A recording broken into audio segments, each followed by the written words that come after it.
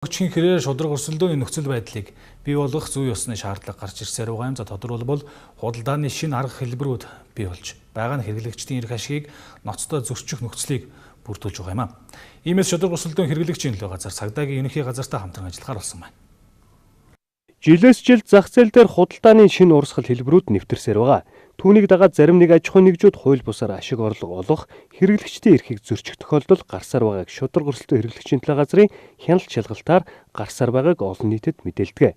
Тиймээс цагдаагийн ерөнхий газартай хамтарч өрсөлдөөний тухай хуулийг олон нийтэд таниулах, цаашлаад хамтарсан хяналт шалгалтыг явуулахаар болж байна. Бидний энэ 2012 онд байгуулсан санамж бичгийг шинжиж өнөөдөр гарч байгаа асуудал тавигдж байгаа ийм нөхцөлд бас шинжилж шинэ байдлуудыг оруулахад бол энэ хувь нэмэр оруулна гэж миний зүгээс үзэж байна. Тийм болохоор энэ хоёр байгууллагын энэ ажиллагааг идэвхжүүлэх, энэ хууль тогтоох тогтолцоог шинэ чатанд гаргахад энэ манай хоёр байгууллагын өөрөө бол мэдээж хамтын ажиллагаа ойлголцыг хэрхэн яаж арилгах энд бол өөрийн хувь нэмрээ оруулна гэж миний итгэж байна. Тийм болохоор өнөөдрийн санамж шиг байгуулахад бол миний бие бол манай цагдаагийн байгууллага бол өнөөдөр бэлэн байна. Тийм болохоор хамтын ажиллагаад бол талархаж байна.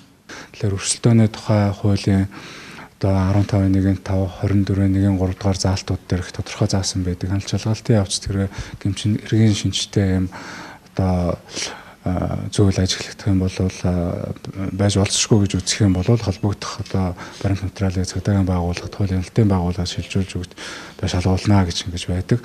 Тийм учраас энэ хуулийнхаа заалтын дагуу бид бас цагдаагийн байгууллагатай хамтарч тодорхой одоо гэмт эргийн шинжтэй зөрчил доолдлыг одоо таслан зогсоох, хариуцлага тооцоолох, цаашид ийм нөхцөл гарахгүй төлөө одоо зүйтэй орчин бүрдүүлэхин төлөө хамтарч ажиллах юм. Дээрх хоёр байгууллага 2012 онд анх хамтран ажиллах санамж бичгийг байгуулж байсан байдаг. Энэ хугацаанд хууль зөрчин импортоор орж ирдэг цементийн хэмжээ сав баглааг өөрчлөн иргэдийг хуурч байсныг илрүүлэн хуулийн дагуу хариуцлага хүлээлгэсэн байдаг. Тэгвэл хамгийн сүүлд нийслэлийн орон сууц нийтийн аж ахуйн газрыг иргэдийн зөвшөөрлгүйгээр даатгалд хамруулж байсан үйлдэл дээр нь хууль хяналтын байгууллагад шилжүүлээд байгаа юм а. Манай улс